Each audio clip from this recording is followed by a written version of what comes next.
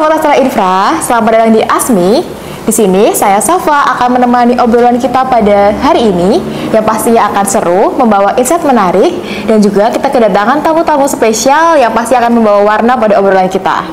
Di episode kali ini kita akan membahas tentang proyek terbaru Astra Infrastruktur Tangerang Merak, yaitu penambahan segmen lajur ketiga di segmen Cilegon Timur Cilegon Barat yang akan ditemani dengan 4 narasumber kita. Di sini ada Bapak Tri Suranto selaku PMC AISAID Tangerang Merak selaku Direksi Pekerjaan di Proyek Penambahan Lajur Ketiga CTCB. Ada Bapak Kompol Denny Yuda Hermawan SIK, Kainduk PJR Serang Korlantas Polri. Ada Bapak Ibnu Nugroho dari perwakilan dari PT PP. Ada Bapak Ade Hamdan perwakilan dari PP Akset Indonesia Tbk. Waduh, pastinya seru banget obrolan kita hari ini karena narasumbernya juga keren-keren sekali. Jadi siapkan posisi ternyaman kalian, siapkan minuman dan juga makanan kalian. Kita akan mulai mengobrol. Oke, sedikit background story nih ya Pak. Jadi proyek penambahan lajur ketiga ini sebenarnya sudah dimulai dari tahun 2022, di mana kita mulai dari ruas tol Cikande Serang Timur, Serang Barat Cilegon Timur, dan yang saat ini sedang dilaksanakan ada di Cilegon Timur dan juga Cilegon Barat. Mungkin kita bisa mulai tanya ke Pak Tri dulu nih Pak.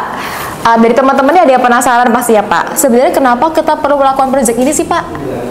Ya, ini adalah pekerjaan yang mungkin salah satunya sebagai upaya dari tim MMS ya, terkait peningkatan pelayanan bagi pengguna jalan yang diklaim memang dapat mengatasi terkait dengan gangguan lalu lintas. Asalnya memang di ruas Cilegon Timur sampai Cilegon Barat ini memang secara kapasitas lalu lintasnya memang sudah hampir melebihi ya.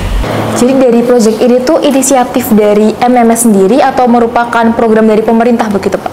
Jadi seluruh aktiviti pekerjaan terkait dengan penambahan kapasitas ataupun peningkatan cakupan layanan operasi ini tentunya inisiasi dari pemerintah. Inisiasi dari pemerintah. Ya, kemudian untuk pelebaran lajur ketiga ini memang direncanakan oleh pemerintah dan memang secara pelaksanaannya dilaksanakan oleh kita BUJT berdasarkan dari BPJT ya. Oke. Kalau jadi pertanyaan dari teman-teman pengguna jalan nih Pak, pastinya ingin bertanya kira-kira Pak, kapan proyek ini bisa selesai gitu Pak? Estimasi untuk pekerjaan ini akan diselesaikan dalam waktu 8 bulan. 8 bulan. Mungkin di akhir Agustus ini akan diselesaikan ya, tahun 2025. Seperti itu.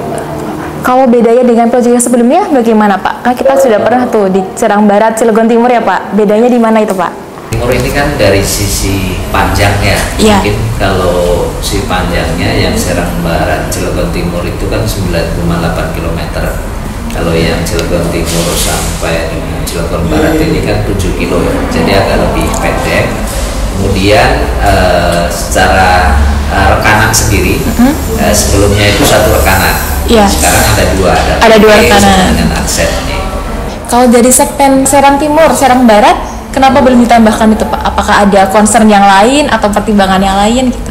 Jadi kalau secara jadwal penambahan lajur itu memang ditentukan oleh BPJT ya, atau perjanjian pengusahaan jalan tol yang memang secara schedule didasari oleh visi rasio atau kepadatan lalu lintas, yang mana untuk ruas Sertim sampai Serbar ini memang belum masuk di schedule-nya sih. Oke, kalau kita bicara tentang schedule nih Pak, kira-kira untuk mempercepat atau mempertahankan biar selesai tepat waktu nih Pak, kira-kira metode apa nih Pak yang digunakan untuk di proyek kali ini Pak? Ya, kalau untuk percepatan biar cepat gitu pelaksanaannya, saya kira dalam perencanaan itu sudah dibuat satu schedule ya, OPS namanya, yang memang menjadi acuan buat kita. Masa pelaksanaan disesuaikan dengan produktivitasnya. Tapi memang percepatan itu juga penting. Kenapa? Karena memang akan mengurangi ya gangguan pengguna jalan saat melintas itu tidak terlalu lama. Mungkin strateginya percepatan itu dilakukan apabila waktu yang sudah direncanakan itu tidak sesuai, sehingga kita melakukan metode-metode percepatannya seperti penambahan tim, kemudian penambahan fit alat, kemudian improvisasi metode ya, mungkin terkait dengan material ataupun metode pelaksanaan yang mungkin akan koordinasi dengan pengawas yang tentunya dasar acuannya adalah biaya dan mutu. Biaya dan mutu. Ya. Oke. Bicara percepatan nih Pak, tadi Pak Ade sama Pak Ibnu udah mulai senyum-senyum ngangguk-ngangguk ini Pak. Nah, mungkin Pak bisa sekalian dijelaskan nih Pak dari Pak Ade sama Pak Ibnu dari metodenya yang disiapkan sama PP sama Akset seperti apa Pak? Bisa dimulai dari siapa dulu nih? Siapa dulu nih? Boleh? Oh boleh. Dari saya dulu. Boleh. Oke, untuk metode ya, kita dari Akset itu jalur A, itu kita pastinya akan bagi 2 zona dulu. Ya, itu zona 1 yaitu dari STA 87 sampai 91 dan zona 2 dari 91 sampai 94. Kenapa dibagi 2 zona? Karena satu untuk lebih konsentrasi. Jadi masing-masing ada konsentrasinya 2 zona. Dan yang kedua tadi betul yang disampaikan sama Pak Tri, akan adanya penambahan alat ya, fit alat dan tentunya manpower pun akan pasti ditambah. Dan di sini sebenarnya ada tantangannya di proyek ini, yaitu terkait material ya, karena material speknya itu khusus, yaitu ada permintaan dari owner, mintanya dari Sudamanik, sehingga ya kita antisipasinya seperti apa. Ya udah, kita mengantisipasinya untuk penambahan jumlah armada untuk pengangkutan material seperti itu. Dan pastinya kita kejar untuk percepatan proyek tersebut dengan beberapa value engineering maupun ada kita juga menggunakan sistem FEM ya, earn value method seperti itu. Untuk di Akset kita terapkan seperti itu sih. Oke, baik Pak. Dari Bapak mungkin bisa dijelaskan juga Pak. Kalau dari PP tadi, kalau dari Akset kan metodenya mereka dibagi menjadi 2 zona. Kalau dari PP itu dibagi menjadi 3 zona, kurang lebih sekitar 2,6 kilo, zona 1, zona 2, dan zona 3. Nah, untuk zona 1 sendiri itu kan kita ada pekerjaan di pelebaran ke median ke sisi dalam. Jadi untuk di waktu sekarang untuk percepatan menuju ke arus mudik, karena nanti tol kita akan juga digunakan untuk arus mudik. Nah, kita akan lakukan percepatan di lokasi median supaya nanti ketika arus mudik itu lajur yang tadinya kita tutup untuk pekerjaan pelebaran itu akan dibuka kembali minimal sesuai dengan kondisi semula, yaitu L1, L2 dan bahu luar dan bahu dalam. Tapi untuk yang di median lajur A itu kita targetkan selesai untuk sampai dengan penambahan L3 maupun bahu dalam. Oke, baik. Jadi sama-sama mempertimbangkan tentang arus mudik juga ya Pak. Jadi walaupun kita ada pembangunan, kita juga mempertimbangkan kenyamanan dari pengguna jalan gitu ya Pak. Mungkin saya izin balik ke Pak Tri lagi nih Pak. Kita kan di jalur yang aktif Pak. Faktor keselamatan itu jadi kayak lebih krusial nih Pak, karena kita ada kerjaan tapi pengguna jalan juga jalan gitu. Kira-kira jadi faktor keselamatan ini bagaimana Pak? Ya, saya kira di dalam satu proyek ya kita sudah melakukan penilaian terhadap resiko-resiko ya yang ditimbulkan baik dari internal internal proyek ya di lingkungan area proyek ataupun dari gangguan lalu lintas atau pengguna jalan. Yang mana resiko-resiko itu kita sudah melakukan pengendalian ya K3 baik itu secara preventif ataupun himbauan-himbauan kita berikan ke pengguna jalan ya, tentunya supaya aman dalam berkendara di lokasi proyek gitu ya. Mungkin langkah-langkah preventifnya yang kita lakukan terkait dengan pelaksanaan awal ya, tentunya terkait dengan memastikan bahwa seluruh aktivitas pekerjaan di jalur itu memang sudah ada izinnya, sudah ada permitnya, kemudian alat kerjanya itu sudah ada izinnya ya, silonya sudah ada, kemudian para pekerja ini juga pekerja yang berkompeten ya sesuai dengan bidang keahliannya. Kemudian tak lupa juga untuk pengguna jalan sendiri terkait dengan perambuan di awal maupun di lokasi pekerjaan itu juga kita memberikan informasi.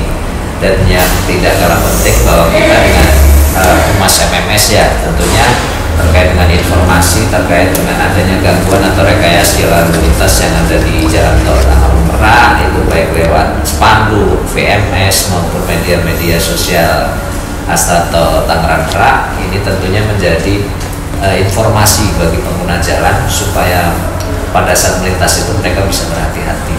Oke. Agar keselamatannya mungkin yang kita pastikan.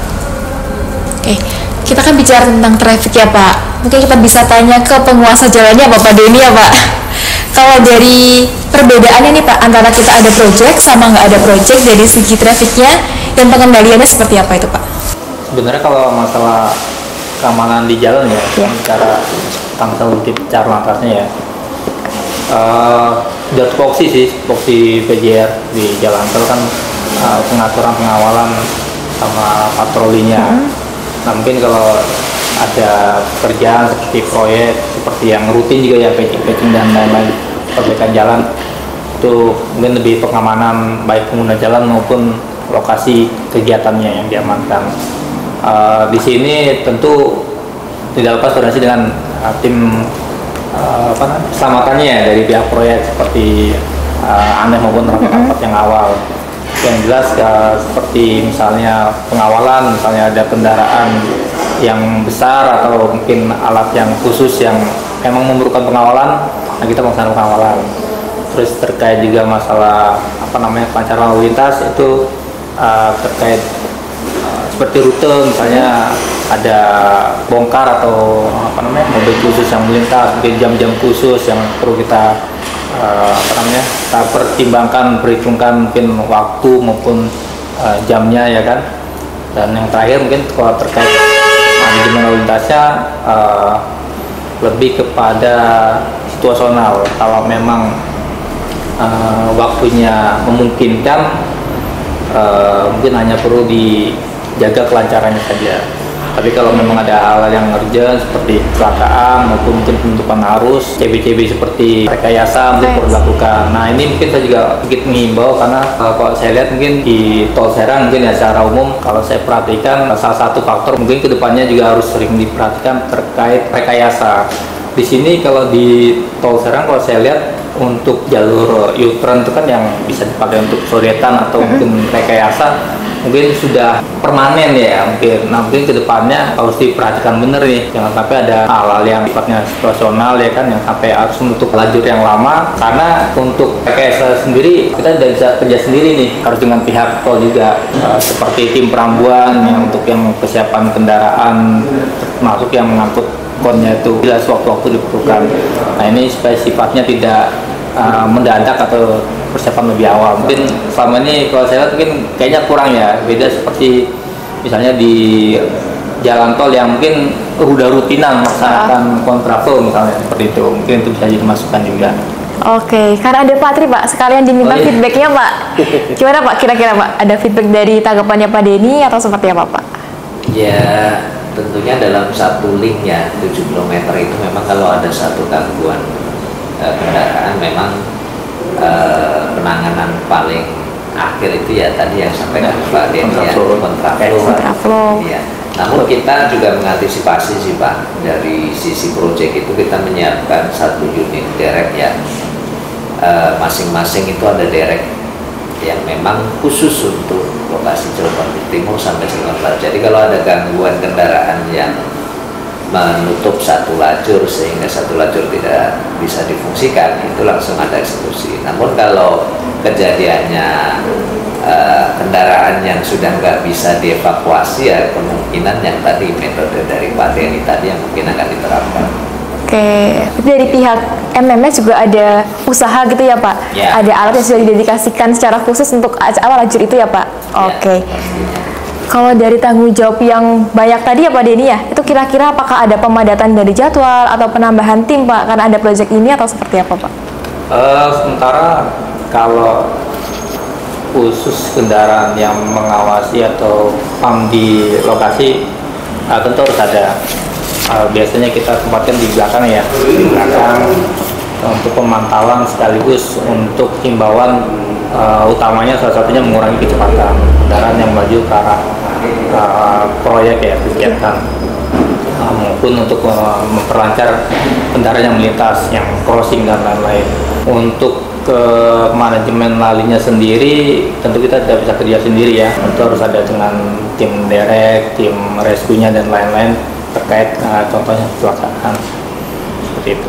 Terutama mengingatkan pengguna jalan karena kendaraannya kan juga muatannya cukup besar ya, sedangkan kalau dibutuhkan pengalihan, nah terutama kalau kita lebih concern tuh kepada kendaraan besar ketika terjadi kecelakaan. Konsekuensi dari dua lajur ya akan menimbulkan satu kepadatan di belakangnya kalau memang kendaraan odol atau overload gitu ya, dengan kecepatan di bawah rencana.